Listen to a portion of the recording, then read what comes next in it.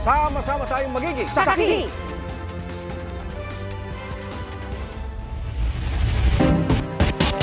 Tuloy ang operasyon ng PNP para ihain ang arrest warrant laban kay Pastor Apollo Quiboloy na sa paniwala nila ay nasa loob pa rin ng compound ng Kingdom of Jesus Christ sa Davao City. Sa gitna po yan ang inilabas na temporary protection order ng Davao Regional Trial Court. Giit naman ni Pangulong Bongbong Marcos, walang nangyaring paglabag sa karapatang pantao sa paghahain ng arrest warrant. Mula sa Davao City, saksi live si Cyril Chavez ng GMA Regional TV. Cyril?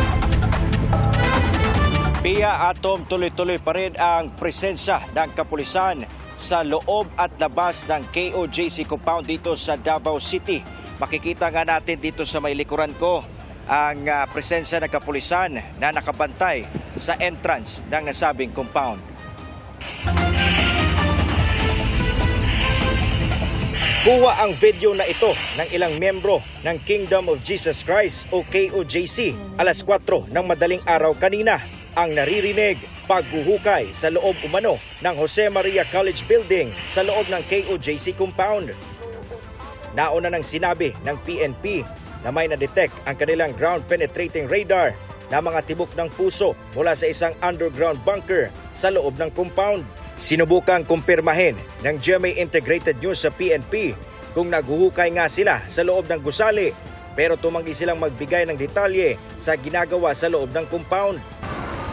Day 4 na ng paghahanap ng pulisya sa 30 hektaryang compound para mahuli si KOJC founder Pastor Apollo Quiboloy at iba pang akusado. Ayon sa PNP, nahihirapan sila sa paghahanap kay Quiboloy kaya natagalan ang operasyon. Pero kumbinsido silang nasa loob lang siya ng compound. Hindi lang po natin makita yung tamang entrance ng tao nila. So mahirap po talaga. Pinaghandaan talaga kami.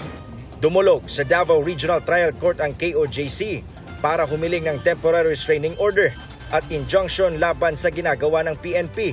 Nagkataon naman na ngayong araw din, inilabas ng Davao City RTC ang isang temporary protection order pabor sa KOJC na hiniling nila noon pang July 1. Iniutos ng korte sa pulisya na itigil ang anumang aktibidad na may banta sa buhay, kalayaan, seguridad at ari-arian ng mga petitioner.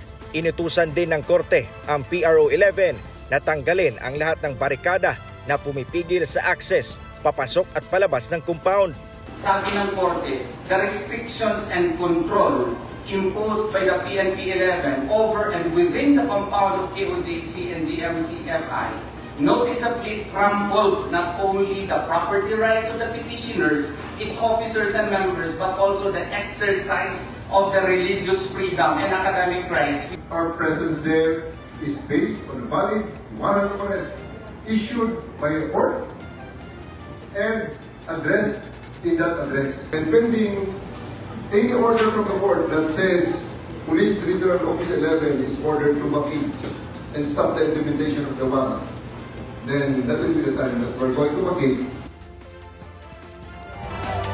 Ang paglabas ng TPO, ikinatuwa ng mga miyembro ng KOJC.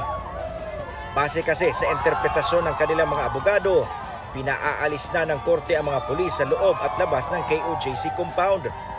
Pero sabi ng DILG at PNP, hindi ko alam kung ano yung sinaselebrate nila, but one thing is certain na hindi pinipigilan ang mismong pag-serve ng warrant. Napakaklaro po nun. Wala pong dapat muna pong ipagdiwang sa ngayon dahil po malinaw naman po ang nakasaad po doon sa protection order.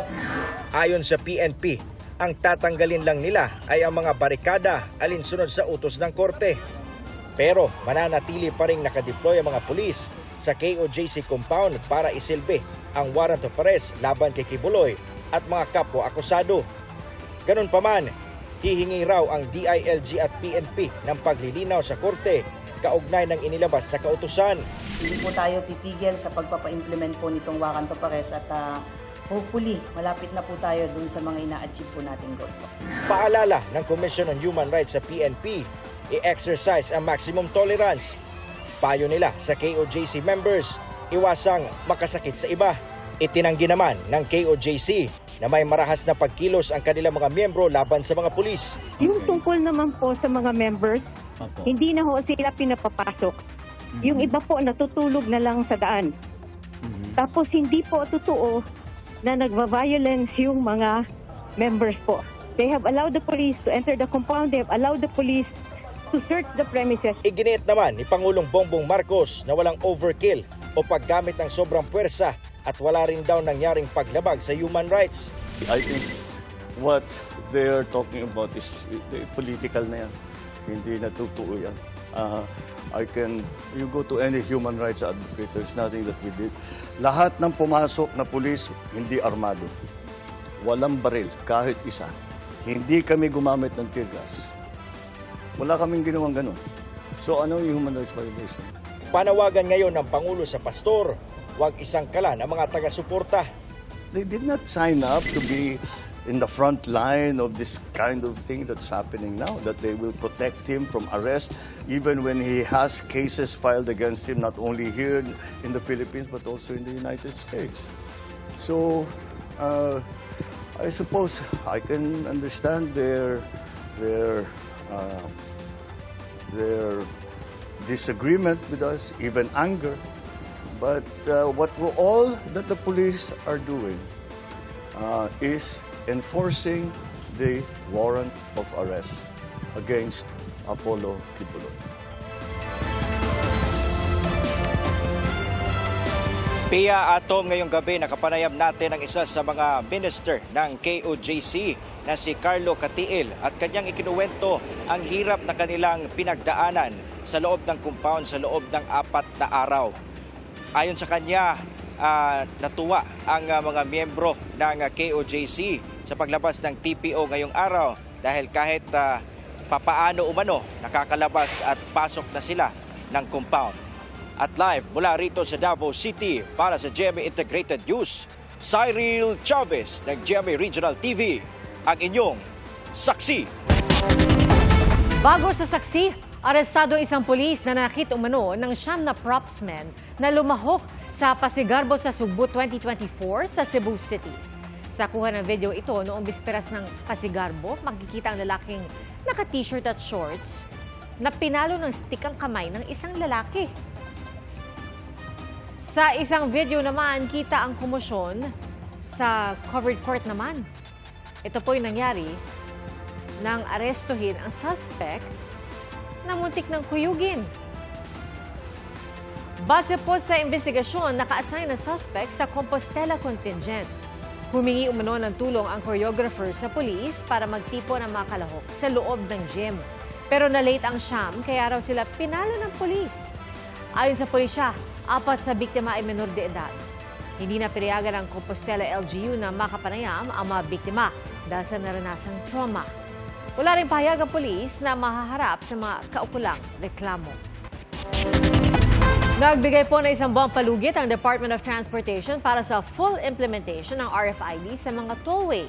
Ibig po sabihin sa Oktubre pa pagmumultahin ang mga dadaan ng walang RFID o kulang ang load. At mula sa NLEX, saksi lahat, si Nico Wah. Nico? Pia, malaking bagay raw hindi lang sa mga motorista kundi maging sa mga toll operator ang pagpapalibot ng implementation ng bagong guidelines sa toll expressway sa October 1. May iba nga na kahit isang buwan pa ay nagpakabit na ng kanilang mga RFID. August 31 daw ang alam ni Ivy na full implementation ng RFID sa tollways, kung saan aalisin na ang cash lane. At lahat din ng walang RFID o hindi sapat ang load, pagmumultahin kapag dumaan sa mga expressway. Dahil palagi siyang dumaraan ng NLEX mula Bulacan, minabuti niya magpakabit na ngayong araw. It's very hassle for us na magkakaroon pa ng violation, tapos syempre hassle pa. So kaya we decided to do the installation of RFID. Ganon din si Godofredo. Isang buwan matapos bumili ng sasakyan, ngayon pa lang daw niya naisipan na magpa-install ng RFID para habulin din ang August 31 implementation. Kasi nakita naman din po namin sa internet na hanggang na lang po ata, 31 yung kanya. Kaya medyo nagmadali naman po kami na magpakabit na. Pero ang August 31 implementation ng revised guidelines sa toll expressways na nakapaloob sa Joint Memorandum Circular No. 2024-01, ipinagpaliban muna ng Department of Transportation. Sa October 1, 2024 na ang full implementation nito. Sa isang buwan daw na pagpapaliban, umaasa ang DOTR na gagamitin ito ng tollway operators para mas mapabuti ang kanilang operasyon at mas mapalakas ang public information campaign kaugnay sa mga bagong alituntunin sa tollway.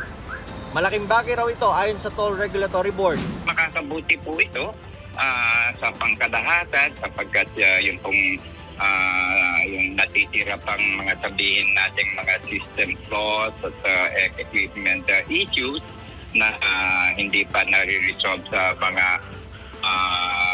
expressways natin ay maayos, may pagkakataon pang maayos halos lahat yan at makapaganda pa, ma-improve pa yung expressway operations natin. At at the same time, magabayan po natin, mabigyan natin ng informasyon ang ating mga motorist users kung ano po ang nararapat na gawin. Para sa mga motorista, may panahon para magpa-install. Panahon din daw ito ng operators para pagandahin ang kanilang serbisyo. Dapat hindi yung katulad ngayon kasi medyo mabagal.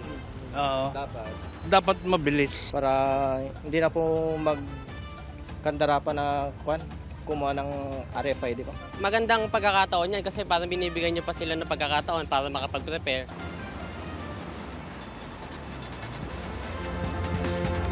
Pia, 2 oras nang malakas ang pag-ulan dito sa NLEX Balintawak Toll Plaza. Yang mabagal na usad na yan ng mga nakapilang motorista ay yung mga nakapila sa cash lane. Yang ganyang pila raw ang may iwasan kapag tuluyan ng naka-RFID ang lahat ng motorista. May tent naman dito para magpa-install ng RFID pero para lang yan sa mga bagong aplikante. Kaya lang kapag ganitong maulan daw ay isinasara nila ito dahil hindi dumidikit itong RFID sa mga sasakyan. Live mula rito sa NLEX Balintawak Toll Plaza para sa GMA Integrated News. Ako si Nico Wahe, ang inyong saksi. Bago sa saksi, nakataas ang heavy rainfall warning sa ilang bahagi ng bansa dahil sa habagat. Sakop ng advisory ng Pag-asa ang Metro Manila, Bataan, Zambales at Rizal. Malalakas na ulan ang asahan sa mga lugar na yan, kaya mag-ingat sa posibleng pagbaha.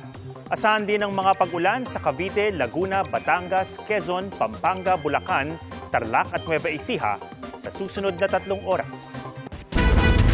Sa kanyang unang pagharap sa Senado, inamin ni Sheila Guo na ipinanganak siya sa China. Sinabi rin niya na hindi raw sila tunay na magkapatid ni dismissed Bamban Mayor Alice Guo. Saksi, si Salima Refran. Paano nga ba nakalabas ng bansa si dismissed Bamban Mayor Alice Guo? Ang sabi ni Sheila sa kanyang unang pagharap sa Senado, magkakasama silang tatlo ni Alice at Wesley Guo ng sunduin mula sa farm sa Tarlac at magpalipat-lipat ng bangka at barko. Doon lang po kasi galing kami sa bahay. Tapos may sunto sa amin na isang sasakyan. Sakay dinala? Anong klaseng sasakyan? Van. Van. And then, saan nga kayo dinala? Hindi ko alam kung sa yung lugar. Siguro biyahe kami ng ilan oras. Ilan kayo ron sa van? 3 po. 3? Sino-sino? Kaming 3. Sino? Sinong 3? Si Alice tsaka si Wesley po. Sasakay po kami ng boat. Ha? Ano po? Sasakay kami ng boat sa dagat. Yung malaking barko? Fishing ship ata, hindi ko alam kasi... So, fishing ship dahil may nakita kayong mga lambat at mga isda? Yung lake na panghuli na fish. Diretso na kay Malaysia? Diretso kay Malaysia? From Pilipinas? Saan? May palit. Ha? May palit yung mas malaki pa. May palit pa isang ulit. Pero hindi raw alam ni Sheila kung saan sila pupunta. Nung aalis na kayo nung gabi, alam mo kung saan kayo pupunta? Hindi po. Hindi ka nagtatanong?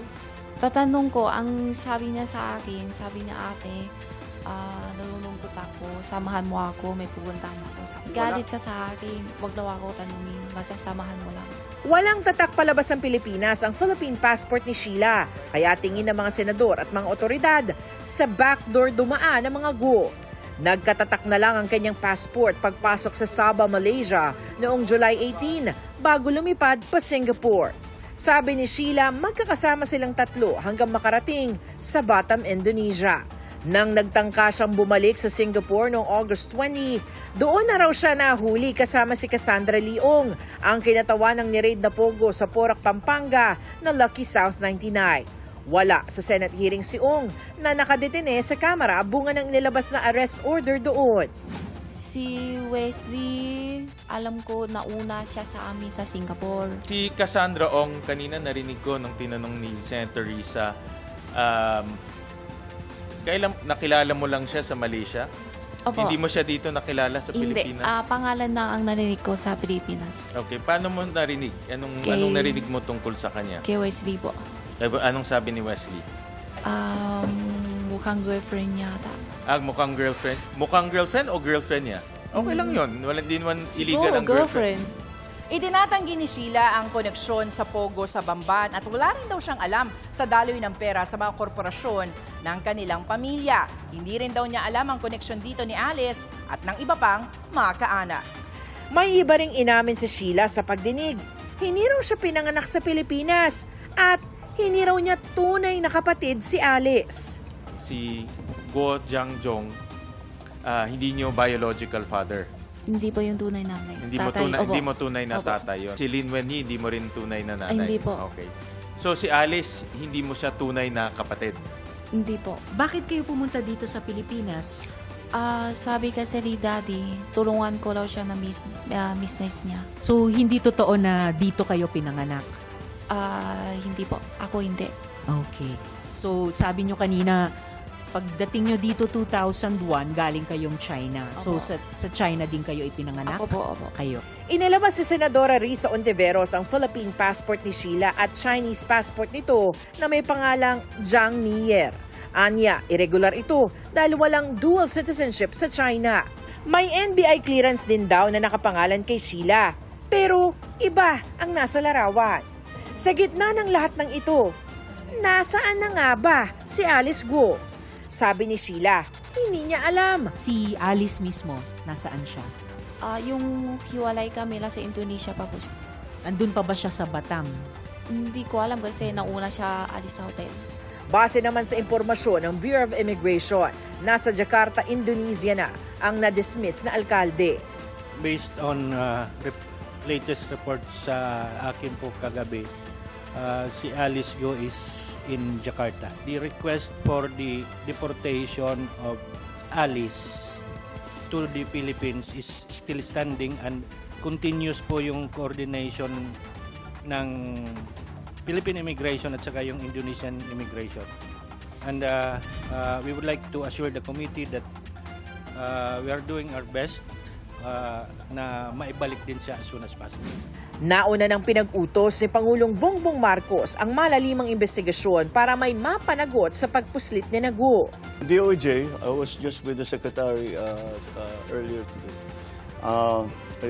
Is almost finished with a very thorough investigation, and we will identify all of those who have all of those who are involved in this, and we will act very quickly. That's not that's what the last part of this is.